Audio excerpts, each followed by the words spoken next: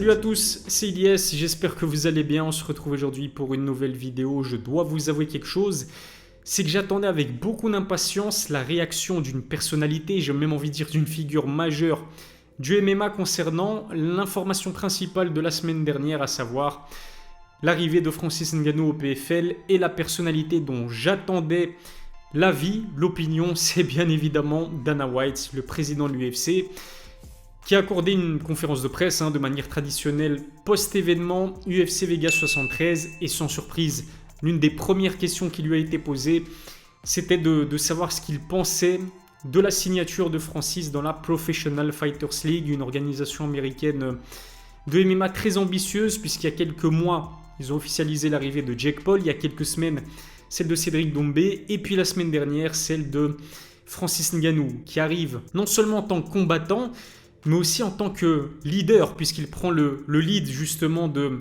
la branche africaine du PFL, il siégera au comité consultatif, il a réussi à négocier le salaire de ses adversaires qui toucheront minimum 2 millions de dollars lorsqu'ils affronteront Francis Ngannou. Franchement, c'est très très fort de la part de Francis. En plus de cela, d'après certaines sources, il touchera une somme à 7 chiffres à chacun de ses combats. Il aura également la possibilité d'afficher ses propres sponsors au PFL, ce qui n'était pas le cas à l'UFC. Il a perdu plusieurs millions de dollars à cause de ça. Et puis, il pourra concrétiser son rêve, Francis Ngannou, à savoir combattre sur un ring de boxe anglaise. Le problème pour les fans de MMA et pour, j'imagine aussi les fans de Francis Ngannou, le fait que Francis veuille absolument boxer en 2023, ça implique que ses débuts au PFL sont retardés et n'auront lieu qu'à la mi-2024. C'est justement l'une des premières critiques qu'a adressé Dana White au PFL en fait, et pas vraiment à Francis Ngannou, mais en fait Dana, lors de cette conférence de presse, il a partagé ses doutes concernant la stratégie business du PFL qui va rémunérer grassement Francis Ngannou, mais le souci c'est qu'il ne va pas combattre en 2023, du coup entre l'annonce de son arrivée et son premier combat, plus d'un an va s'écouler quasiment, ce qui est un petit peu particulier, on va pas se mentir. Et le truc c'est que entre le dernier combat de Francis Ngannou et son premier au PFL, 2 ans vont s'écouler, ce qui est énorme. Surtout que le truc c'est que Francis il n'a pas 20 ans, il n'a pas 25 ans, il a 36 ans, on va bientôt fêter ses 37 ans. En plus de cela, face à Cyril, il a combattu avec un genou en moins, il a dû se faire opérer, ça risque d'être compliqué. Est-ce qu'il aura eu la possibilité entre-temps de récupérer, de retrouver toutes ses sensations? Eh bien, l'avenir nous le dira. Et puis l'autre critique émise par Dana White concerne en fait le niveau de la catégorie des heavyweights du PFL comparé au niveau de celui de l'UFC. On va pas se mentir, l'UFC reste de très très loin l'organisation de MMA la plus compétitive dans le monde. Quand on compare les forces présentes dans la catégorie heavyweight à l'UFC au PFL, il y a un gouffre qui les sépare, d'autant plus que 2 des meilleurs heavyweights pour l'instant dans la Professional Fighters League, parce que rien ne nous dit que le PFL ne va pas recruter des combattants, des top combattants d'ici là, mais à l'heure actuelle, il y a 2 top heavyweights, c'est Ante Delija et Bruno Capellozza. Ante Delija a perdu face à Marcin Tybura, qui est classé numéro 10 dans la catégorie des poids lourds de l'UFC. Il a perdu sur un finish au premier round. Bon, après, c'est vrai qu'il s'est gravement blessé à la jambe, mais ça reste une défaite. Bruno Capellozza, de son côté, c'est encore pire, j'ai envie de dire. C'est qu'il a perdu il y a quelques années au Rising face à un certain Jiří Procházka, qui n'est même pas un poids lourd et qui combat dans la catégorie des lourds légers à l'UFC. Je pense qu'on sera tous d'accord pour dire que Dana White a raison à ce niveau-là, parce que juste avant de poursuivre, remerciement particulier à Others Nutrition qui sponsorise mes vidéos. Others, c'est une marque de compléments alimentaires produite à 100% sur base de végétaux. Les produits sont sains et leur prix défie toute concurrence. Avec le code COVER10, vous bénéficiez de 10% de réduction. Si ça vous intéresse, rendez-vous sur leur site, le lien se trouve dans la description. John Jones, Stipe Miocic, Cyril Gane, Thomas Pinal, aucun de ces combattants-là n'ont d'équivalent dans le PFL. Francis Ngannou, il lui faut un partenaire de danse idéal. À l'heure actuelle, il n'y en a pas au PFL. C'est de loin le A-side, c'est de loin le combattant le plus coté. J'ai presque envie de dire de tout le roster PFL. Après, il y a Jake Paul qui a une grosse popularité, mais sportivement parlant, il a 0 combat de MMA à son actif. Cédric Doumbé, c'est vrai que c'est intéressant, mais c'est pas non plus un combattant aussi populaire que les Francis aux États-Unis. Cédric a une grosse fanbase en France et en Afrique francophone. Aux États-Unis, il est suivi et respecté, mais c'est pas la même aura qu'un certain Francis Ngannou qui lui a été champion des poids lourds de l'UFC. En tout cas, il y a un combattant qui a donné son avis concernant le niveau de compétition au PFL et qui est d'accord avec Dana White, même si ce combattant a accordé cette interview avant même la conférence de presse de Dana White. C'est Conor McGregor qui répondait aux questions de Ariel Helwani et qui a également confié qu'il n'y avait pour l'instant aucun combat potentiel pour Francis Ngannou qui le pousserait à suivre ses débuts dans l'organisation avec beaucoup d'attention. D'un point de vue personnel, je ne vais pas vous mentir, bien sûr que je vais suivre les débuts de Francis Ngannou au PFL, mais il n'y a aucun match-up qui me hype, il n'y a aucun match-up où je me dis « Ah, Francis Ngannou est peut-être en danger ». Et en sachant que le prédateur va évoluer dans la Super Fight Division dont Jake Paul est le cofondateur et qui lui permettra de récupérer 50% des revenus générés par la vente de pay-per-view, va falloir que ce soit un combat un minimum hypant qui génère quand même des revenus assez conséquents pour que ce soit rentable aussi pour le PFL. Et pour l'instant, il n'y en a pas. Francis est de loin le A-side, c'est la plus grande star de la catégorie des poids lourds. Il lui faut un partenaire de danse idéal qui n'existe pas à l'heure actuelle. Il y a quelques temps, Dana White a laissé sous-entendre que si Francis a décidé de quitter l'UFC, c'est parce qu'il avait peur de John Bones Jones. Alors, ce qui est bien, c'est que dans cette conférence de presse accordée après l'UFC Vegas 73, Dana a tenu à remettre les pendules à l'heure.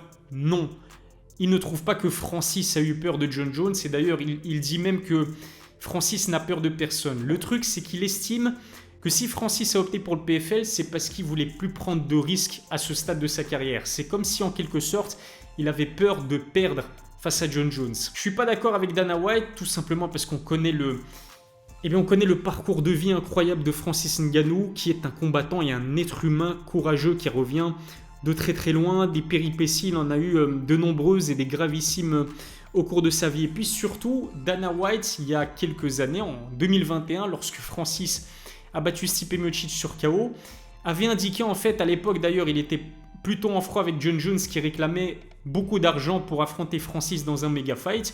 À cette époque-là, il avait dit que John Jones, que s'il était à la place de John Jones et que si John Jones avait vu la performance de Francis face à Stipe, eh bien au lieu de monter en catégorie chez les poids lourds, il devrait descendre chez les poids moyens parce que Francis est tout simplement terrifiant. Ça, c'est une stratégie de la part de Dana White qui est un promoteur et qui doit promouvoir du coup son organisation, l'UFC. C'est une stratégie un petit peu comme Chatri avait utilisé pour décrédibiliser en quelque sorte Francis Ngannou. C'est vraiment pour ne pas perdre la face et pour se dire qu'à l'UFC, il y a vraiment les top combattants, les meilleurs combattants de la planète se trouvent à l'UFC et que Francis ne voulait pas relever ce défi-là et ne voulait pas se mesurer à la crème de la crème du MMA. Il faut dire aussi que vers la fin, Francis et Dana White n'avaient pas forcément de très bonnes relations. On se souvient que Dana a confié avoir dîné à de multiples reprises avec le Camerounais pour le convaincre de signer un nouveau contrat à l'UFC. Il lui a proposé, toujours d'après Dana White, le contrat le plus lucratif de l'histoire de la catégorie des heavyweights à l'UFC que Francis a décliné. Ce que voulait Francis, ce n'était pas forcément beaucoup d'argent. Bien sûr, on est tous intéressés par le fait de gagner sa vie. C'est totalement logique et humain. Mais ce dont voulait vraiment jouir Francis Ngannou, c'était de la liberté, de l'indépendance, chose que le PFL lui a offert sans problème. À l'UFC, c'était beaucoup plus compliqué. Et du coup, je pense que Dana White a aussi la dent dure envers Francis Ngannou. Il n'a pas vraiment su contrôler le Camerounais et peut-être que son ego a pris un coup. D'ailleurs, je ne sais pas si vous l'avez vu, mais il y a quelques minutes, dizaines de minutes même, j'ai envie de dire, au moment où j'enregistre cette vidéo, Francis a répondu de plein fouet à Dana White. Je vous mettrai la traduction, c'est plutôt intéressant ce qu'il dit. Et je dois vous avouer que je suis plutôt d'accord avec le natif de Battier.